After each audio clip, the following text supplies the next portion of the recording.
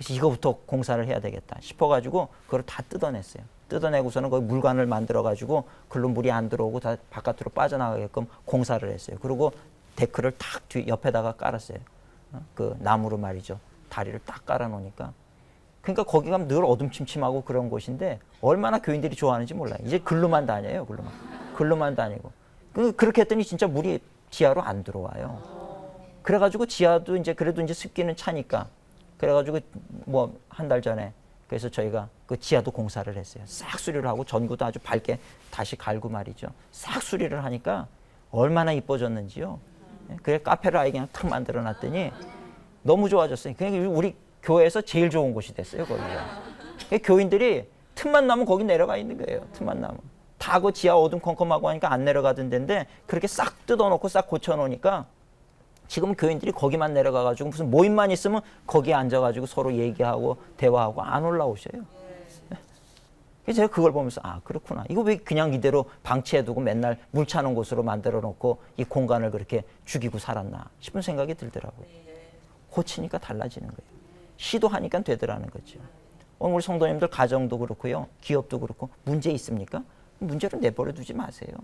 뭔가 시도하세요. 바꾸려고 그러고 변화시키려고 그러고 할 수 있다는 자신감 가지고 하나님이 함께 하시니 능치 못함이 없다는 자신감 가지고 도전을 하세요. 달라진다는 거죠.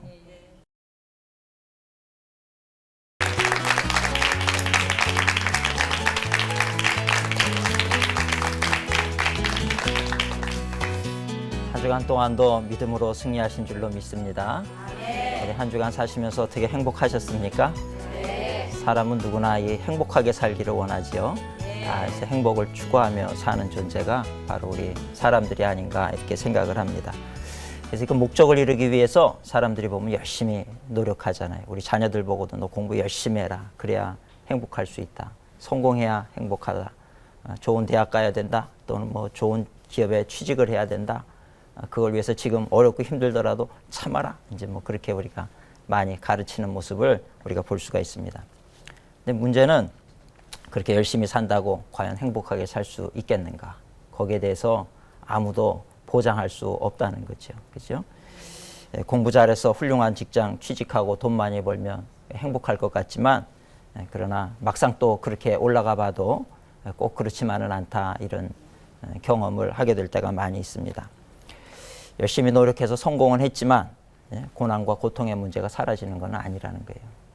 이제 그런 일들을 저는 이제 목회를 하면서 이제 많은 사람들을 접하다 보니까 또 그분들의 이제 상담을 이렇게 들어보면은 참 별별 케이스들이 많습니다. 참 그 어려운 상황들도 많고 그래요. 우리 교회 성도님도 한 분 계시는데 이분도 참 착하고 성실하시고 그러신 분이에요. 뭐 자녀가 아들도 이제 잘 커가지고 아들도 좋은 직장에 들어가고 그래서 또 좋은 또 여자 자매를 만나가지고 결혼을 했어요. 가정을 이루었어요. 모든 게 다 행복하고 모든 것이 다 순탄해 보이고 그걸 위해서 그렇게 노력하고 그렇게 애써 왔으니까 그래서 그렇게 잘 살게 됐는데 또 하나님께서 축복해 주셔가지고 딸도 아주 이쁜 딸을 이렇게 낳았어요. 너무 이제 기뻐하고 좋아했지요. 근데 어느 날인가부터 보니까 그 아이가 이제 뭐 태어난 지 얼마 되지도 않는 아이가 행동이 이상해지기 시작하는 거예요. 갓난아기인데. 그래서 무슨 일이 있는가 하고 봤더니 뭐 이 뇌에 문제가 생겼어요. 뇌에 문제가 생겨가지고 행동이 부자연스럽고 뭐 좀 그래요. 얼마나 안타깝습니까? 그걸 위해서 우리 교인들이 성도님들이 기도도 많이 하고 그랬어요. 뭐 어린 아이가 이제 갓 태어난 아이가 뭐 재활 치료를 받고 또 뭐 검사를 받는다고 얼마나 고통이에요. 그 엄마 아버지의 마음이 뭐 무너지는 거지요. 직장에 좋은 직장에서 돈 벌고 이런 게 지금 뭐 기쁘지가 않은 거예요. 자녀가 그렇게 되니까. 뭐 오직 모든 그냥 염려 근심이 다 거기에만 이제 모아지게 되는 거죠. 근데 또 그 이제 할아버지 되시는 분은 또 이제 사업이 또 어려워졌어요. 엎친 데도 엎친 격으로. 그래서 이걸 정리를 해야 되는 그런 상황이고. 근데 또 이분이 또 갑자기 암이 발견이 됐어요. 참 그쯤 되니까 목회자가 뭐 위로할 말이 없는 거예요. 뭐라고 위로를 하겠습니까? 그저 그냥 기도하십시다. 기도하겠습니다. 기도하십시다. 이 얘기밖에 못하는 거죠. 그래서 우리가 눈에 보이는 게 그저 뭐 좋은 직장 들어가고 그 좋은 차를 사고 또 뭐 부족함이 없어 보인다고 해서 위기라든지 고난의 문제는 다 사라지고 행복하게 살 수 있는 것인가? 절대 그렇지 않다는 겁니다. 언제 복병처럼 숨어 있다가 우리를 공격하고 우리를 넘어뜨리려고 할지 모른다는 거예요. 그러니까 우리가 늘 깨어서 기도하고 하나님의 은혜를 구하는 삶을 살아야 된다는 것입니다. 그렇게 우리 성도님들 가운데 어려움 당하는 분들, 그분들을 제가 가만히 보면요, 그분들이 뭐 그렇게 나쁜 짓 하고 사는 분들이 아니에요. 다 열심히 살고 성실하게 살고 그러는데도 어느 날 갑자기 예기치 못한 순간에 고난이 닥치고 위기가 닥치니까 그냥 한순간에 무너지는 거예요. 억장이 무너지고 말이죠. 그래요. 또 감사한 것은 근데 그런 과정을 통해서 하나님을 만나더라고요. 그런 과정을 통해서 하나님을 만나면서 정말 하나님 안에 산다라고 하는 것이 무엇인가. 내가 부족함이 없을 때는 그 은혜를 잘 모르고 살아요. 어려움 당하고 인간의 한계를 부딪혀 보면 그제서야 가서 이제 정말 하나님 의지하고 하나님의 이름을 부르고 기도할 수 있다는 것이 너무나도 감사하구나. 또 내가 어려움 당할 때 나를 위해서 같이 기도해 줄 수 있는 우리 주위 사람들이 있다는 거. 그거 참 감사한 일이로구나. 교회에서 신앙생활하면서 많은 사람들을 안다라고 하는 게 참 축복이에요. 어떤 분들은 내가 교회는 다니지만 이게 사람들은 만나기 싫어요. 그러니까 저를 좀 이렇게 내버려 두세요. 제가 알아서 교회 와서 예배드리고 살짝 빠져나가고 할 테니까. 저는 사람들이 싫습니다. 사람 만나는 게 싫습니다. 그러던 분들이요, 어려운 문제를 당해가지고 고난당하고 그러고 있을 때 이제 그 주위의 성도님들이 그걸 알고 막 찾아와서 기도해주고, 그럼 그제서야 깨닫는 거예요. 이 사랑의 공동체 안에서 내가 많은 사람들의 사랑을 받고 있고 관심 속에서 기도해 준다는 게 이렇게 감사한 일이로구나. 이제 그제서야 깨닫는 거죠. 그래서 제가 그동안 잘못 생각했습니다. 그 고백하는 얘기를 또 듣게 됩니다. 우리 성도님들도 교회에서 나 혼자 신앙생활 한다고 그러지 마시고 같이 이렇게 어려운 분들이 있으면 내가 기도해 줘요. 그럼 내가 어려운 일 당할 때 그분들이 또 나를 위해서 기도해 주는 거예요. 근데 그 기도의 능력이라고 하는 게 뭐 그냥 뭐 기도하고 위로하려고 그러는 것 같으면 그런 기도 필요 없죠. 근데 기도라고 하는 것은 반드시 역사가 있어요. 놀라운 기적이 일어납니다. 그렇기 때문에 우리가 합심해서 서로를 위해서 중보기도하는 그런 기도가 우리 가운데 있다는 건 참 귀한 일이죠. 우리 교회 중보기도실이 있는데 그 중보기도실에 이제 기도 제목을 적어내면 우리 중보기도자들이 기도를 하는 거예요. 그 문제가 해결이 될 때까지 그걸 붙잡고 기도해 준다고. 그래서 이제 제가 우리 성도님들에게도 그런 중보기도실이 있으니까 기도 제목 적어내십시오. 그러면 어떤 분들은 뭐 그 내 속사정을 뭘 그 얘기를 해. 프라이버시가 있지. 그 기도 제목을 안 내놓는 거예요. 그러면 그건 손해예요, 결국은. 누군가가 나를 위해서 내 자녀들 축복하고 내 사업장에 이렇게 지금 풀리지 않는 문제가 있습니다. 기도해 주세요. 적어내면 그럼 그걸 위해서 누군가가 나를 위해서 기도한다는 거는요, 정말 놀라운 일이거든요. 그것이 어디 안 가거든. 하나님 들으시고 응답하시는 건데. 그러니까 우리가 그런 관계 속에서 그런 공동체 안에서 기도하는 공동체 안에서 산다라고 하는 것은 참 귀한 축복이라고 하는 것입니다.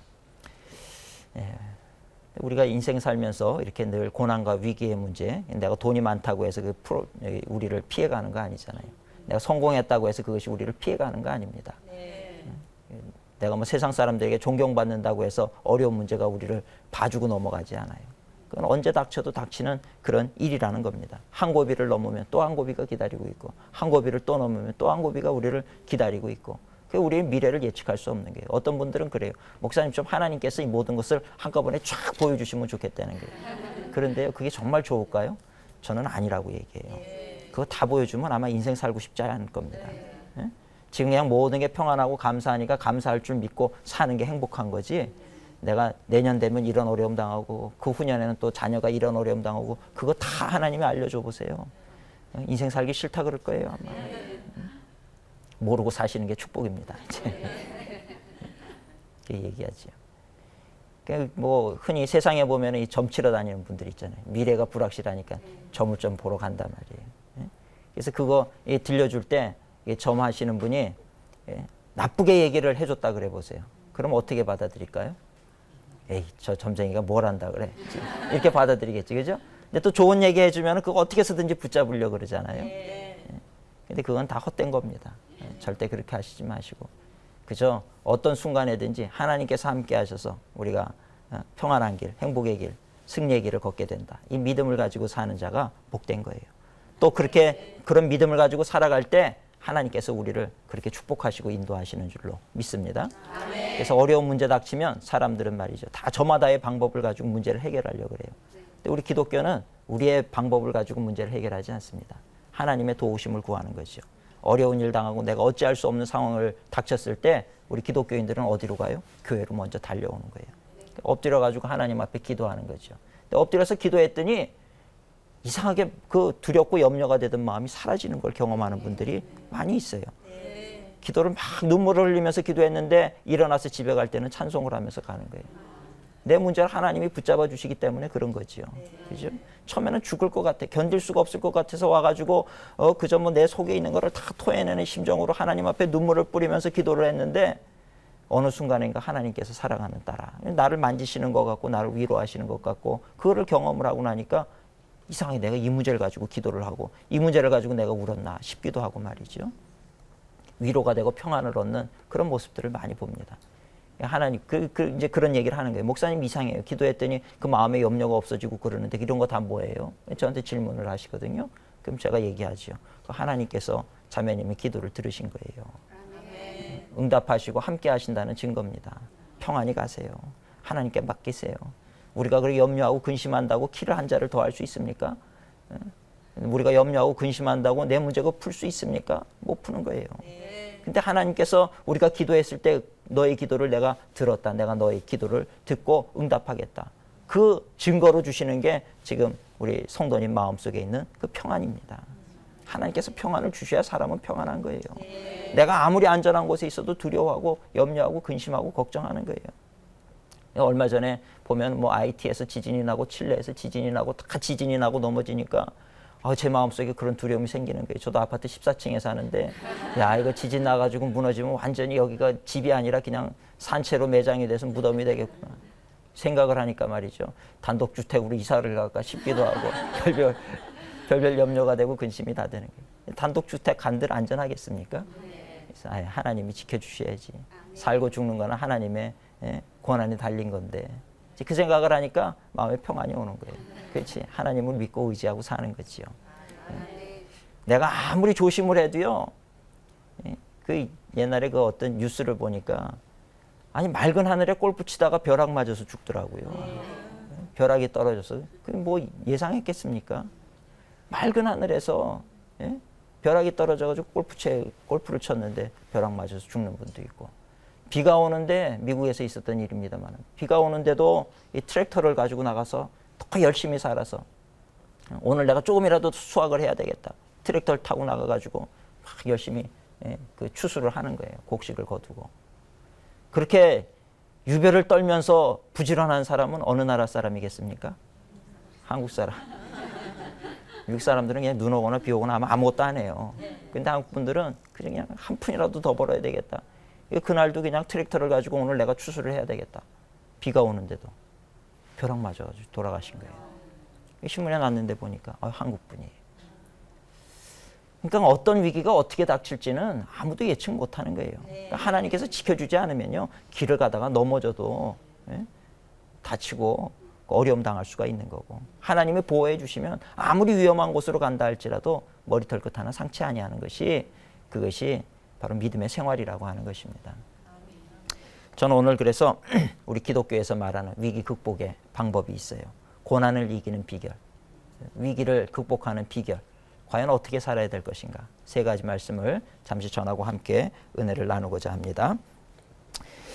첫째로는 어떤 상황 속에서도 함께 하시는 하나님을 확신하라는 거예요. 하나님을 기억해야 돼요. 하나님이 나와 함께 하신다. 이걸 늘 기억하면서 사세요. 그러면 우리가 위기를 이겨나갑니다. 하나님이 나와 함께 하신다는 사실을 망각하게 되는 순간부터 뭐가 오냐면 두려움이 오기를 시작을 하는 거예요. 염려가 오기를 시작하고 이건 어떡하나. 자녀의 문제 이건 어떡하나. 막 그냥 염려가 염려를 낳아요. 아프지도 않은데 아프면 어떡하나. 옆집 보니까 저분이 무슨 암이라는데 나도 암 걸리면 어떡하나. 저분 수술했다는데 자녀가 잘못됐다는데 우리 자녀도 잘못되면 어떡하나. 앉아가지고 하루 종일 염려하고 근심하고 걱정을 해. 근데 그날 하루 동안 아무 일도 안 일어나요. 그럼 그 하루 시간이 다 뭡니까? 그죠? 그냥 염려하면서 쓸데없이 보낸 시간이에요.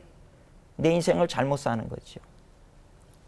근데 하나님이 함께 하신다. 이거를 늘 기억하면 어려움이 와도요. 하나님이 함께 하시니 지켜주실 것이다. 두려움, 염려가 사라지는 거죠. 그러니까 우리가 어딜 가든지 우리 그리스도인은 세상 사람들과 다른 점이 뭐냐 하면 임마누엘 하나님, 너희가 어딜 가든지 내가 항상 너희와 함께 할 것이다. 세상 끝날까지 너희와 함께 할 것이다.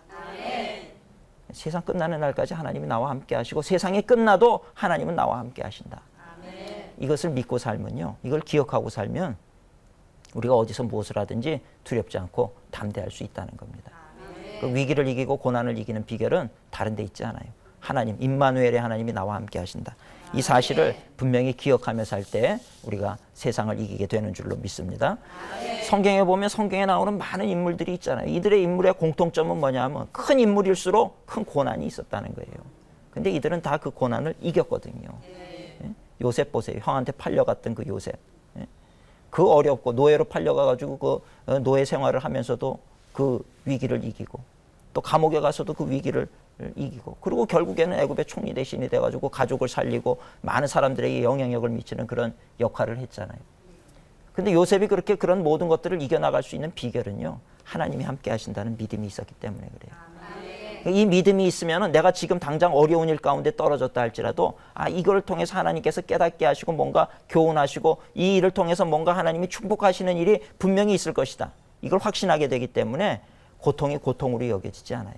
어려운 일이 어려운 일로 여겨지지 아니하고 이것을 통해서 하나님께서 분명히 부어주시는 은혜가 있을 것이다. 오히려 기대하는 마음이 생기는 거예요. 이게 우리 그리스도인들이 사는 특별한 방법이라는 것입니다. 다니엘도 그랬잖아요. 포로로 끌려갔지만 두려워하지 않았어요. 나라는 망했어도 하나님은 망하지 않으셨다. 나라는 망했어도 하나님은 살아계시다. 이 마음이 있었기 때문에 그는 항상 어느 곳에서든지 예루살렘 성전을 보면서 기도하고 하나님의 은혜를 구했거든요. 그렇게 되니까 뭐 지금 절망적인 환경이 위기라고 말하고 이제는 우리가 나라가 망했으니 아무것도 할 수 없습니다 얘기하는 그 순간에도 다니엘은 오히려 이 속에서 아무것도 할 수 없다라고 사람들이 손 놓고 있으니 하나님께서 이제 나를 통해서 놀라운 기적을 일으킬 수가 있겠다. 그런 믿음을 갖게 되는 거예요. 하나님은 그런 믿음을 가진 사람을 택해서 사용하시더라는 겁니다. 그래서 우리가 아무리 어려워도요, 우리 성도님들이 세상 살면서 하나님께서 함께 하시니 잘 될 겁니다. 이런 믿음을 가진 사람은 하나님께서 사용하셔요. 존귀하게 사용하신다고요. 그러니까 항상 이 임마누엘의 신앙을 가지고 사는 사람들은 위기를 변하여 기회가 되게 하는 지혜가 있는 사람들이라는 것입니다. 사울 왕의 시기를 받아가지고 늘 산으로 들로 도망쳐 다니던 다윗, 얼마나 위기가 많고 고난이 많았습니까? 그러나 다윗은 늘 하나님의 임재를 알았어요. 그래서 굴에 들어가서도 하나님을 향해서 기도하고 들에서도 하나님을 찬양하고 기도하고 하나님의 임재를 알았어요. 함께 하신다는 그 사실을 기억했기 때문에 그 많은 위기를 이겨나간 사람이 바로 다윗이었다는 것입니다. 또 우리 사도 바울도 그렇잖아요. 복음을 전하고 핍박받고 그렇지만 오히려 그 핍박을 오히려 즐거워하는 거예요. 내가 지금 당하는 이 고난, 이것으로 인해서 나중에 하늘나라 가서 받을 상급은 더 크고 놀라운 것일 것이다. 그러니 그 고난당하고 핍박당하는 것이 괴로운 것이 아니라 더 즐거워요. 이것으로 인해서 하나님께서는 이거에 30배, 60배, 100배로 갚아주신다는 믿음이 있기 때문에 그러니 사도 바울은 굴하지 않고 복음을 증거하고 하나님의 영광을 드러내는 인생을 살 수 있었다는 것입니다. 이 모든 사람들이 그런 위기의 상황을 이겨나갈 수 있었던 한 가지 원인이 있다라고 하면 그건 다른 것이 아니에요. 임마누엘의 신앙, 하나님이 나와 함께 하신다는 신앙, 하나님께서 이 위기 속에서 나를 절대로 죽게 하지 아니하신다는 그 믿음이 있었기 때문에 그 모든 환경을 이겨나갈 수가 있었다는 것입니다. 오늘 우리 성도님들도 이 믿음을 반드시 가지세요. 지금 눈에는 보이지 않고 하나님이 어디 계십니까? 이럴지 몰라도요, 그래도 하나님은 나와 함께 하세요. 왜? 성경 말씀에 그렇게 약속하고 계시기 때문에. 하나님은 시건치 아니하시는 분이에요. 말에 실수가 없으신 분이고 농담하지 아니하시는 분입니다. 말씀하신 것을 반드시 이루시는 하나님이세요. 그 하나님이 오늘 우리에게 뭐라 그럽니까? 세상 끝날까지 너희와 함께 할 것이다. 그랬으니 분명히 오늘도 나와 함께 하신다는 이 믿음을 가지고 살아야 된다는 거예요. 저도 목회를 하면서 이제 개척을 하고 이제 저도 미래에 뭔가 제 계획을 세우려고 그러는데 수중에 돈도 없지요. 뭘 해야 될지도 모르겠더라고요. 어디로 가야 될지 무엇을 해야 될지 염려가 되기를 시작을 하고, 모든 사람이 그렇잖아요. 미래가 불투명하니까 내 미래가 어떻게 될지 몰라서 두려워하고 염려하고 근심하고, 목회자도 똑같아요. 어떻게 해야 될 것인가, 선교사로 나가야 될 것인가, 또 어디 가서 목회를 해야 될까, 간다면 어느 지역으로 가야 될 것인가, 또 가서 어디서부터 어떻게 시작해야 될 것인가, 연구를 해보면요 답이 안 나와요. 그건 똑같습니다. 목회자나 모든 성도님들이나 답이 없다는 건 똑같아요. 근데 엎드려서 기도를 하다 보니까 나와 함께 하시는 하나님을 알게 되는 거예요. 내가 너의 인생을 아브라함을 인도했듯이 너를 인도할 것인데 뭘 두려워하느냐, 뭘 염려하느냐. 그냥 기도하면 답이 있더라고요. 기도해 보니까 그런 확신이 와요. 그렇지, 하나님께서 나와 함께 하시는데 내가 뭘 미래를 내가 뭐 계획한다고 계획대로 되는 것도 아닌데 뭘 그걸 가지고 염려하고 근심하고 걱정하는가. 하나님 주님께서 인도하실 줄로 믿습니다. 이 믿음을 가지니까요, 두려움이 사라지더라고요. 평안이 오는 거예요. 평안이 넘치기를 시작을 하면서 감사가 넘쳐요. 아이고 어떡하지, 아이고 염려되고, 아이고 또 걱정하고, 자꾸 그런 마음속에 말이죠, 그런 어떤 불평이 나오고 쓴물들이 나오던 것이 변해서 노래가 돼요. 하나님 나와 함께 하시니 내가 승리할 줄로 믿습니다. 아멘. 하나님, 내가 내 삶에 있어서 감사와 찬양의 고백이 마르지 아니할 줄로 믿습니다. 아멘. 자꾸 찬양이 터져 나오게 되는 거예요. 그러니까 하나님의 임재를 경험하고 나니까 그다음부터 누구한테 가가지고도요 떳떳하더라고요. 비굴해지지 않아요. 항상 당당할 수가 있어요. 누구한테 뭐를 얻으려고 그러면 비굴해지잖아요. 잘 보여야 되고 머리 숙여야 되고, 그렇죠? 근데 하나님이 나와 함께 하시고 하나님이 내 인생을 아브라함의 길을 인도하셨듯이 인도하신다. 그리고 아브라함을 축복하셨듯이 너를 복의 근원이 되게 할 것이다. 그 동일한 말씀을 나에게 주신다. 이걸 딱 믿으니까요, 누구한테 가서 이렇게 머리를 숙이게 되지 않아요. 아무것도 가진 것이 없고 미래가 불투명하지만 떳떳할 수 있고 당당할 수 있더라고요. 하나님께서 우리 그리스도인들이 그렇게 살기를 원하시더라고요. 우리 성도님들 세상 살면서 기죽지 마시고요, 하나님이 인도하신다, 이런 자신감을 가지시고 살아갈 수 있기를 주님의 이름으로 축원을 드립니다. 웃으면서 살 수가 있는 거예요. 누구든 앞에 서든지 당당할 수가 있어요. 이스라엘의 사사 중에 기드온이라고 하는 사사가 있었어요. 오늘 제가 이 기드온의 얘기를 좀 하려고 그러는데, 이 기드온이라고 하는 사사가 있던 그 상황은 절망적인 상황이었습니다. 미디안이라고 하는 나라가 얼마나 괴롭히는지 몰라요. 그래서 추수를 해가지고 곡식을 다 거둘만 추수 때가 되면은 이 미디안 군사들이 와가지고 메뚜기가 그 모든 곡식을 다 갉아먹듯이 말이죠, 이스라엘 백성들 추수한 거 싹 뺏어가는 거예요. 그러니까 이스라엘 백성들은 또 추수가 될 때까지 배가 고파야 되고 괴로워야 되는 거예요. 이길 수는 없고 그냥 뺏기는 거죠. 또 열심히 추수를 하면 또 와가지고 그걸 또 싹 쓸어가 버리고 싹 쓸어가 버리고, 얼마나 괴롭습니까? 이 이스라엘 백성들이 뭐라 그러냐면 하나님이 우리를 버리셨다. 그렇지 않고야 우리가 어떻게 이런 고난을 당할 수가 있느냐, 그렇게 얘기하던 그런 상황이었어요. 그런 상황 속에 있던 기드온에게 이제 하나님께서 나타나신 거예요. 그래서 내가 너희와 함께 하신다는 확신을 주게 되니까 기드온이 불평하고 원망하던 기드온의 고백이 뭘로 바뀌냐면 노래가 되는 거예요. 찬송으로 바뀝니다. 그래서 우리가 잘 아는 여호와 샬롬, 평강의 하나님. 언제 우리가 이 곡식을 하고 밭에 파종을 하고 씨를 뿌리고 농사를 지으면서도 마음속에 두려움이 있잖아요. 그게 뭡니까? 이거 하면 또 언제 또 쳐들어올래나, 언제 이것도 긁어갈래나, 언제 이것도 뺏기게 될 것인가, 그런 두려움이 있잖아요. 염려가 있고 늘 두려움과 염려 속에서 사는 거예요. 오늘 우리도 인생 살면서 말이죠, 두려워요. 그 뭐냐, 이거 내가 지금 이렇게 하지만 이거 잘못되면 어떡하나, 이거 내가 주식에 투자하지만 이것도 다 또 주식이 또 어려워지면 어떡하나, 뭐 하면서도 그냥 다 두렵고 염려하고 뭐 그런 마음들이 생기지 않습니까? 주식하라는 얘기 아닙니다. 그런 두려움과 염려가 생기잖아요. 그러는데 어느 순간인가 하나님의 인도하심, 하나님의 손길에 잡혀 있다라고 하는 것을 내가 확신하게 되니까 그런 두려움이 사라지는 거예요. 하나님께서 평강을 부어주시면 우리 마음에 평안할 수가 있는 거예요. 아무리 많은 재물이 있어도 하나님께서 평안을 안 주시면 두려워요. 이 재물 때문에 누가 와서 나를 해하지 않을까. 신문에 보니까 자식이 부모도 죽이던데 이거 가지고 또 혹시라도 우리 집에 혹시 그런 일 안 생기나. 가지고 있기 때문에 불안하고 두렵고 염려가 되고, 좋은 집에 살아도요 염려가 되는 거예요. 근데 하나님께서 평강을 부어주시고, 정말 여호와 샬롬, 평강의 하나님이 우리에게 평강을 부어주시면 무엇을 해도 두렵지가 않아요. 염려가 되지 않고, 그래서 우리가 그 하나님을 찬송하고 노래하게 되는 줄로 믿습니다.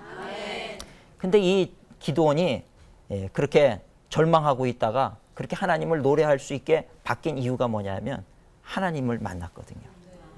하나님께서 뭐라 그러냐면 이 기드온에게 내가 너와 함께 할 것이다, 이기게 할 것이다. 이 하나님의 말씀을 들으니까 이 기드온의 마음이 두려움에서 담대함으로 바뀌게 되었다는 거거든요. 그래서 하나님의 말씀을 우리가 자꾸 봐야 되는 이유가 거기 있더라고요. 우리가 세상의 소리를 들으면 자꾸 기가 죽고 두렵고 염려가 되고 그러는데, 하나님의 말씀을 보게 되면 알 수 없는 기쁨이 넘쳐나게 되는 거예요. 희망이 생기고 용기가 생기더라는 거죠. 그러니까 오늘 기도원이 그랬어요. 분명히 내가 지금 두렵고 염려가 되고 그런데 하나님의 사자가 나타나가지고 큰 용사요. 그러면서 기도원을 붙잡고 기도원에게 얘기를 하고 내가 너와 함께 할 것인가 두려워하지 말라 그러고 이기게 할 것이다 그러고 그러니까 여호와 샬롬 평강의 하나님, 그 평강의 하나님을 노래해요. 지금 상황은 달라진 것이 없어요. 그런데도 두려워하던 기도원이 이제 하나님을 찬양하고 있다는 거죠. 그러니까 오늘 우리가 신앙생활하면서 두렵고 때로 염려가 되는 일이 있을 때 발을 동동 구르고 뛰어다녀 봐야 문제 해결 안 돼요. 그럴 때일수록 하나님의 말씀을 쫙 펴드는 거예요. 탁 펴고 그리고 하나님의 말씀을 읽기 시작하는 거예요. 또 너무 두려워서 이 하나님의 말씀이 안 들어올 때는 뭘 해야 됩니까? 기독교 TV를 트시는 거예요. 잘 이게 안 들어올 때는 들으면 편하잖아요. 그죠? 말씀을 듣는 거예요. 그 오늘 이런 말씀을 딱 들으면은 아 그렇구나 위로가 되고 답이 나오는 거예요. 그러니까 항상 기독교 TV 틀어놓으시고 그리고 그걸 자꾸 오며 가며 들으시는 거예요. 오며 가며 듣게 되실 때 이게 또 알 수 없는 희망이 생기고 믿음이 생기고 용기가 생기고 그러니까 기왕이면은 이 좋은 말씀 틀어놓고 자꾸 좋은 말씀을 들어야지 세상 뉴스 틀어놓고 뭐 자꾸 안 좋은 소문 틀어놓고 그러고 자꾸 들어요. 그러면 더 염려되고 더 자꾸 무너져 내릴 수밖에 없는 거예요. 근데 하나님의 말씀을 들으면 하나님의 말씀은 살았고 운동력 있는 말씀이에요. 좌우의 날선 검보다 예리해서 우리의 혼과 영과 및 관절과 골수를 찔러 쪼개는 능력의 말씀이다 이 말이에요. 이 말씀을 읽다 보면 지혜가 생겨요. 말씀을 읽다 보면 용기가 생기고요. 능력이 생기고 확신이 생기고 이기게 되는 거죠. 기도원도 이 말씀 들으니까 절망 상황 속에 있었지만 그러나 평강의 하나님을 노래하고 있다는 겁니다.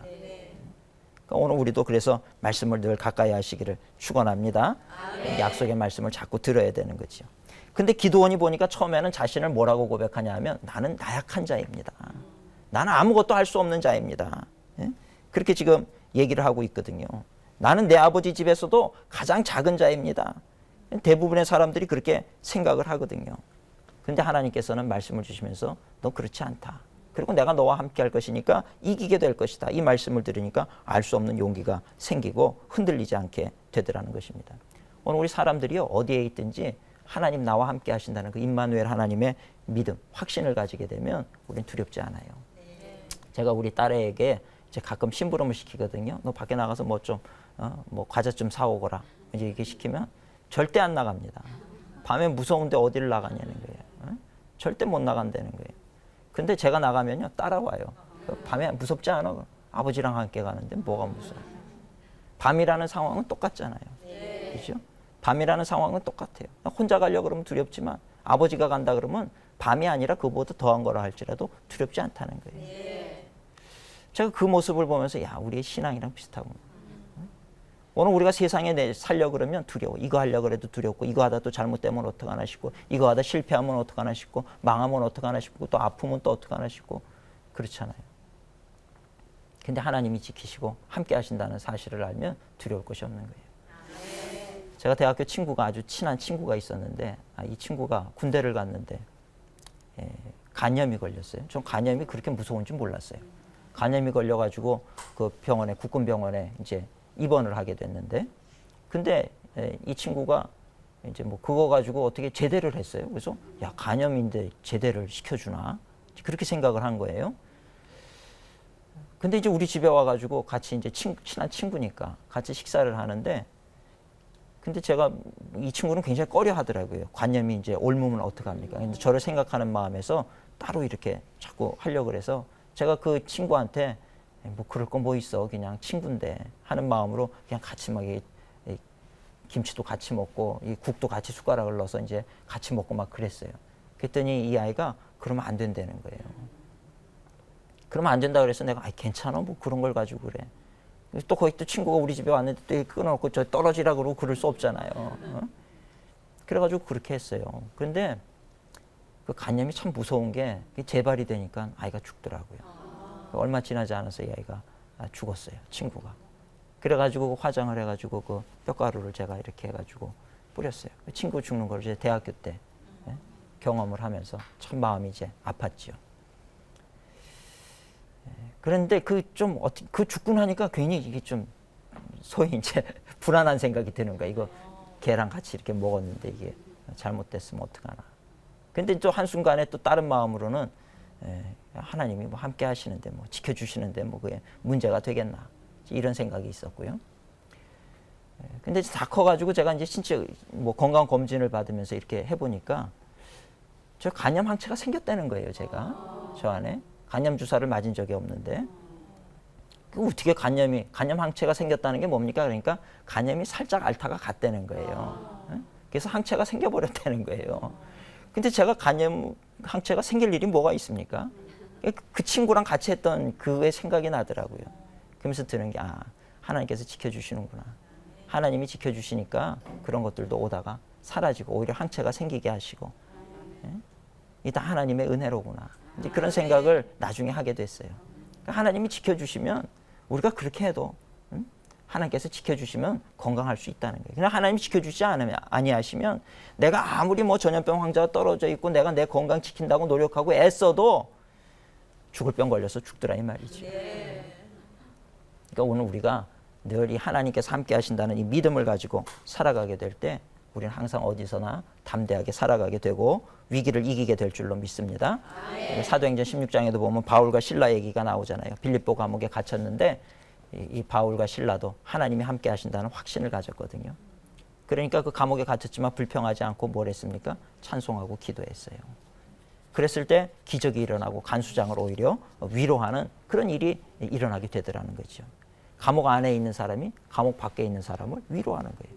그게 세상에 우리 그리스도인들이 사는 방법이더라니까요. 그러니까 하나님께서 함께 하시면 우린 가진 것이 없지만 가진 자를 위로하게 할 수 있는 것이 우리 하나님을 향한 믿음을 가진 사람들의 삶의 방식이에요. 비록 나는 높은 자리에 있지 않지만 낮은 자리에 있지만 높은 사람을 위로할 수 있는 것이 기독교인의 삶의 특징이라고 하는 것입니다.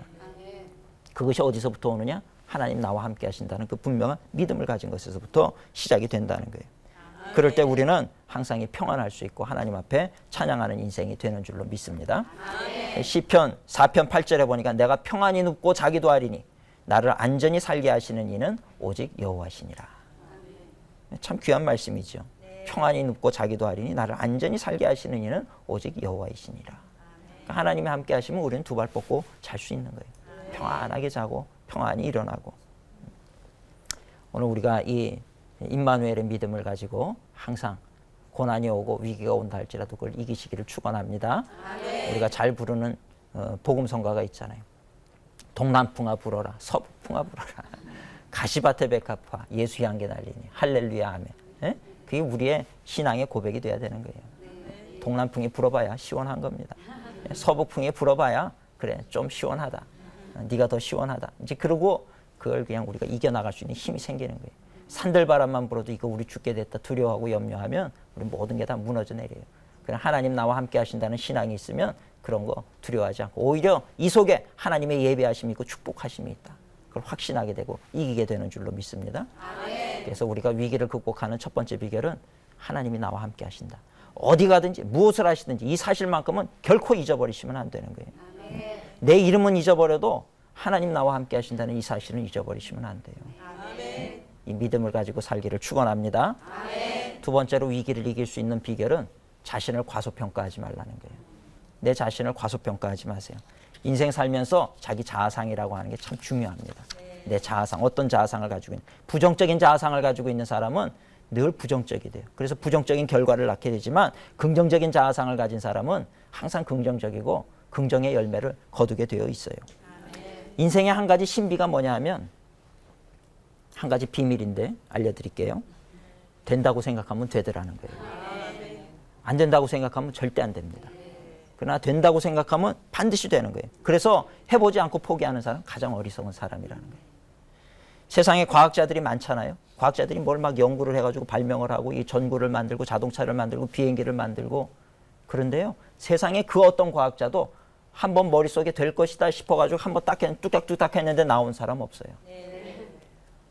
안 되고 실패하고 그래도 또 될 것이다. 또 시도하고 또 시도하고 또 시도하고 밤잠을 안 자고 일어나서 또 시도하고 또 실패하면 또 하고 100번, 1000번, 10,000번이라도 시도하는 거예요. 끝까지. 그래서 되는 게 과학의 결과물이라고 하는 것입니다. 된다는 확신을 가졌기 때문에 되는 거예요. 과학자들이 그렇게 발명해내는 거는 끊임없이 시도하고 끊임없이 노력하기 때문에 되는 거라는 거죠. 그래서 하나님께서는 참 우리 인간에게 부어준 능력이 대단하다는 거예요. 우리가 하나님의 형상을 따라 만들어졌잖아요. 그렇기 때문에 우리도 하나님처럼 놀라운 일들을 할 수 있는 자가 되는 거예요. 우리 창조에 하나님께서 당신의 이미지를 우리에게 주셨기 때문에 우리도 뭔가를 창조해내는 능력이 인간에게 있는 거예요. 그러니 우리가 그런 능력이 우리에게 있다고 하면 무엇이든지 시도하는 대로 되게 되는 역사가 일어나게 될 줄로 믿습니다. 그래서 하나님께서 이 기드온을 사용하실 때도 기드온에게 가장 먼저 하신 일이 뭐냐면 자아상을 바꿔주셨어요. 기드온은 아까 뭐라 그랬어요? 나는 지극히 작은 자입니다. 내 아버지 집 식구들 중에서도 제일 작은 자입니다. 내 제일 못났다 이 말이에요. 그러나 하나님께서는 그 기드온을 부를 때 뭐라고 부르시냐면 못나나 이렇게 부르지 않았어요. 가장 작은 자야 이렇게 부르지 않았어요. 사사기서 6장에 보면 뭐라고 부릅니까? 큰 용사요. 큰 용사라고 부르고 있어요. 참 놀라운 일입니다. 거기서 우리가 고민에 빠지지 않을 수 없어요. 아니 기드온이 뭐가 잘난 게 있어서 하나님은 기드온을 보면서 큰 용사라고 불러. 내가 봐도 기드온은 못났고 부족하고 연약하고 자기 말대로 정말 그 집에서 제일 작은 자고 제일 공부도 못했고 제일 뭐 가진 것도 없었고 제일 힘도 약한 자고 제일 키도 작은 자고 뭐 기드온의 키가 컸는지 작았는지는 모르지만 하여튼 본인 얘기를 빌자면 제일 못났다는 얘기잖아요.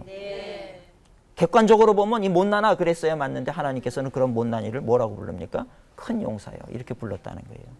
그럼 하나님이 틀린 겁니까? 아니잖아요. 우리가 볼 때는 가장 못난이로 볼지 모르지만 하나님께서 큰 용사예요. 그럼 그 순간부터 그 사람은 큰 용사가 되는 거예요. 빛이 있으라 하시니 빛이 생겼잖아요. 하나님의 말씀은 그런 능력을 가진 말씀이기 때문에 그렇다는 것입니다. 근데 그 하나님께서 오늘 우리를 부르실 때도 뭐라고 부르냐면 못나나, 실패자야 이렇게 부르지 않아요. 약한 자야 이렇게 부르지 않아요. 오늘 성경에 보니까 우리를 부르는 이름이 많습니다. 너 하나님의 사람아. 얼마나 멋있어요. 우리가 하나님의 사람이라는 거예요. 할렐루야. 이 얘기는 뭐 물론 사도 바울이 어린 디모데, 영적인 아들 디모데에게 너 하나님의 사람아 그랬지만 그건 사도 바울의 얘기이기 이전에 하나님께서 사도 바울을 통해서 디모데에게 주는 말씀이죠. 너 하나님의 사람아. 또 오늘 우리를 보고는 뭐라 그래요? 믿는 자들에게 능치 못함이 없다 그랬잖아요. 능치 못함이 없는 자야. 이런 이름을 주시는 거예요. 기드온에게 큰 용사야. 이런 이름을 주셨듯이 오늘 우리에게도 동일한 이름을 주시는 거예요. 하나님께서 우리를 그렇게 부르시는 거예요. 오늘 그걸 분명히 믿으시기를 축원합니다. 그렇다라고 하면 우리가 큰 용사답게 사는 거죠. 내 자아상을 바꿔야 돼요. 뭘 맡기면 못합니다, 안 됩니다가 아니라 하겠습니다, 해보겠습니다. 시도해보세요. 되나 안 되나. 한 번은 해서 안 될 수 있어요. 그러면 보세요. 안 되잖아요. 이게 아니고요. 이거 한 번 해보니까 이렇게 하니까 안 되네. 이렇게 해볼게요. 다르게 하는 거죠. 또 다르게 하고 시도하다 보면 전문가가 되는 거죠. 여러분들 세상에 전문가가 태어나면서부터 전문가 있어요? 없어요. 대패질을 하더라도요. 이것도 해보고 또 해봐야 전문가가 되는 거예요. 전문가가 대패질을 하니까 우리 교회 이제 지하 보수공사를 했는데 보니까요 얼마나 잘하시는지 쑥쑥 쉬운 줄 알았어요. 제가 해보니까 안 돼요. 막 얼마나 힘이 드는지. 근데 그분들은 손잡고 하는데 얼마나 쉽게 하는지 모르더라고요. 그 전문가가 되기까지. 그 사람은 뭐 태어나면서부터 그거에 대한 타고난 자질을 가지고 태어난 것 같습니까? 아니라는 거예요. 하니까. 요리 잘하시는 분들 뭐 그냥 잘합니까? 해보고 또 해보고 이렇게 해도 해보고 신 것도 먹어보고 짠 것도 먹어보고 다 하다 보니까 전문가가 되는 거죠. 악기 연주가도 뭐 그렇잖아요. 얼마나 그냥 밤새 연습을 하잖아요. 그게 전문가가 되는 거죠. 우리가 전문가가 되느냐 안 되느냐는 얼마만큼 노력했느냐 안 했느냐의 차이라는 겁니다. 그러니까 우리가 그 사실을 알면 지금부터라도 우리가 뭐든지 할 수 있는 자가 될 수 있다는 거예요. 그러니까 우리가 긍정적인 자아상을 가지고 살아야 될 줄로 믿습니다. 뭔가 시도를 하면 다 되는 거예요. 변화하고자 노력을 하면 되는 거지 안 되는 것이 어디냐는 거죠. 저희 교회 이제 지하실이 이렇게 보면은 늘 어둠컴컴했어요. 그리고 홍수만 나면은 하여튼 어디 밖에서부터 벽을 물을 타고 들어오는지 말이죠. 막 물이 들어와가지고 습기가 차고 어떨 때는 홍수가 날 때는 아주 벽에서 이게 수도꼭지를 틀어놓은 것처럼 이렇게 와가지고 여름만 되면 그 막 공사를 하고 막 공사가 아니라 가가지고 이 빗자루에다 쓰레받기 막 물통 퍼담고 이거 좀 몇 년째 했거든요. 그럼 몇 년째 그러니까 이제 여름철만 되면 두려운 거예요. 장마 때가 되면 이게 또 퍼내야 되는 거 아닌가 싶고 말이죠. 그래서 이럴 게 아니라 좀 원인을 찾아보자. 그래서 제가 원인을 찾았어요. 도대체 이 물줄기가 나오는 바깥이 어딘가 해가지고 다 밖을 뜯어보고 열어보고 다 했어요. 그러고 보니까 물이 들어올 만한 데가 이 전선줄을 타가지고 들어오게 돼 있더라고요. 그래서 비 오는 날 제가 우산을 쓰고 그 앞에 가서 직접 봤어요. 그랬더니 진짜 물이 이렇게 차오르면서 그걸로 물이 들어오는 거예요. 그래서 이거부터 공사를 해야 되겠다 싶어가지고 그걸 다 뜯어냈어요. 뜯어내고서는 거기 물관을 만들어가지고 그걸로 물이 안 들어오고 다 바깥으로 빠져나가게끔 공사를 했어요. 그리고 데크를 탁 뒤 옆에다가 깔았어요. 그 나무로 말이죠. 다리를 딱 깔아놓으니까. 그러니까 거기 가면 늘 어둠침침하고 그런 곳인데 얼마나 교인들이 좋아하는지 몰라요. 이제 글로만 다녀요. 글로만 다니고. 그렇게 했더니 진짜 물이 지하로 안 들어와요. 그래가지고 지하도 이제 그래도 이제 습기는 차니까. 그래가지고 뭐 한 달 전에 그래서 저희가 그 지하도 공사를 했어요. 싹 수리를 하고 전구도 아주 밝게 다시 갈고 말이죠. 싹 수리를 하니까 얼마나 이뻐졌는지요. 그래 카페를 아예 그냥 탁 만들어 놨더니 너무 좋아졌어요. 그냥 우리 교회에서 제일 좋은 곳이 됐어요, 거기가. 교인들이 틈만 나면 거기 내려가 있는 거예요. 틈만 나면. 다 그 지하 어둠컴컴하고 하니까 안 내려가던 데인데 그렇게 싹 뜯어놓고 싹 고쳐놓으니까 지금 교인들이 거기만 내려가가지고 무슨 모임만 있으면 거기에 앉아가지고 서로 얘기하고 대화하고 안 올라오셔요. 그래서 제가 그걸 보면서 아 그렇구나. 이거 왜 그냥 이대로 방치해두고 맨날 물 차는 곳으로 만들어놓고 이 공간을 그렇게 죽이고 살았나 싶은 생각이 들더라고요. 고치니까 달라지는 거예요. 시도하니까 되더라는 거죠. 오늘 우리 성도님들 가정도 그렇고요. 기업도 그렇고 문제 있습니까? 문제를 내버려 두지 마세요. 뭔가 시도하세요. 바꾸려고 그러고 변화시키려고 그러고 할 수 있다는 자신감 가지고 하나님이 함께 하시니 능치 못함이 없다는 자신감 가지고 도전을 하세요. 달라진다는 거죠. 믿으시기를 바랍니다. 안 되는 거 없어요. 아 이건 절대 안 됩니다. 그런 거 없어요. 안 하니까 안 되는 거지 하는데 안 되는 게 어디 있습니까? 예? 안 하니까 못 하는 거예요. 못해서 못 하는 게 아니고 분명히 하시기 바랍니다. 시도하면 다 되는 거예요. 뭔가 계획을 세우고 목표를 세우고 하나님의 은혜 안에서 시도하고 도전해 보시라고요. 다 되는 거죠. 세 번째로 위기를 극복하는 세 번째 비결은 담대하게 도전하라는 거예요. 그래서 담대하게 주저앉아 있지 말고 담대하게 도전하세요. 믿음만으로 세상은 변화되지 않아요. 그 믿음을 실천하게 될 때 세상은 변화가 되는 거예요. 성경책은 믿음을 가르치는 책이기 이전에 믿음대로 살아야 된다는 걸 가르치는 책입니다. 믿음을 가졌던 많은 사람들이 이렇게 실천하니까 이런 기적이 나타났더라. 그게 성경에 있잖아요. 누구는 이런 믿음을 가졌고 누구는 이런 믿음을 가졌고 누구는 이런 믿음을 가졌더라. 그러고 끝나지 않아요. 그 믿음을 가지고 이렇게 실천을 했더니 이렇게 기적이 나타났더라. 믿음의 실천에 대해서 가르치는 책이 성경책이라는 겁니다. 우리가 말씀을 읽으면서 믿음만 가지고 있지 마세요. 하나님 난 그렇게 될 줄로 믿습니다. 그러고 가만히 있어봐야 아무 일도 일어나지 않아요. 그렇게 믿었으니 이제는 내가 도전하고 전진하고 나아가야 되는 거죠. 그렇게 될 때 기적의 역사가 일어나는 거예요. 홍해가 그래야 갈라지는 거죠. 믿음으로 담대하게 도전하는 자가 되어야 될 줄로 믿습니다. 이 기드온의 이야기도 매우 드라마틱한 이야기예요. 믿음으로 도전하는 사람의 자세에 대해서 이야기하잖아요.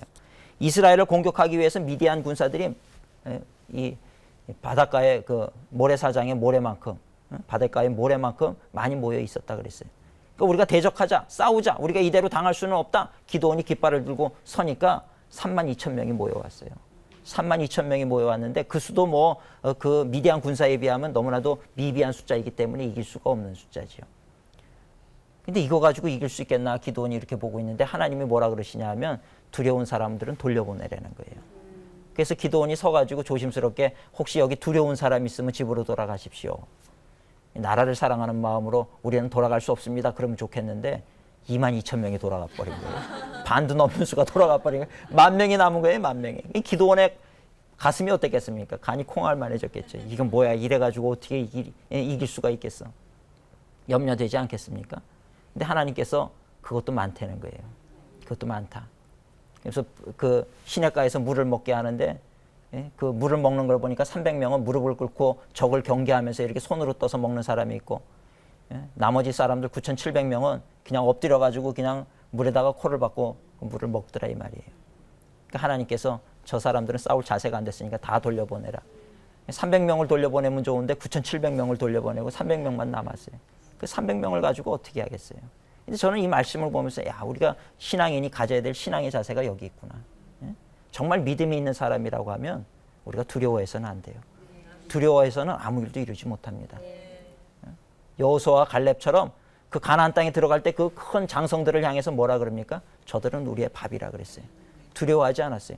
두려워하는 사람들은 떠나가고 쫓겨가고 도망쳐갈 수밖에 없어요. 결국 하나님 나라를 유업으로 받을 수가 없는 거예요. 그러나 두려움이 없는 사람, 담대하게 도전하는 사람에게는 그것이 밥으로 보이는 거예요. 그러니까 두려워하면 안 돼요. 22,000명 떠나갔던 사람들 두려웠기 때문에 떠나가고 하나님의 영광을 이루지 못했잖아요. 그런 자가 되면 안 되는 거죠. 또 하나는 자세입니다. 우리가 살면서 바른 자세를 갖는 거 참 중요한 거예요. 우리 경청하는 자세를 가지고, 그리고 또 예배를 드리는 자세가 바르고, 참 중요해요. 저는 우리 중고등부 학생들도 그렇고 청년들도 그렇고 제가 만날 때마다 예배 자세 잘 드려라. 제가 이제 담임 목사가 돼가지고 이제 많은 분들 뭐 회사의 사장님 이런 분들 만나가지고 제가 면접에 통과하는 기술을 제가 알았어요. 그래가지고 그런 것들은 이제 우리 아이들한테 알려줬다고요. 너네들 면접하고 통과하고 너희들 세상 성공하는 비결 절대 좋은 대학 가고 뭐 많이 가지면 성공한다. 그거 다 틀린 생각이다.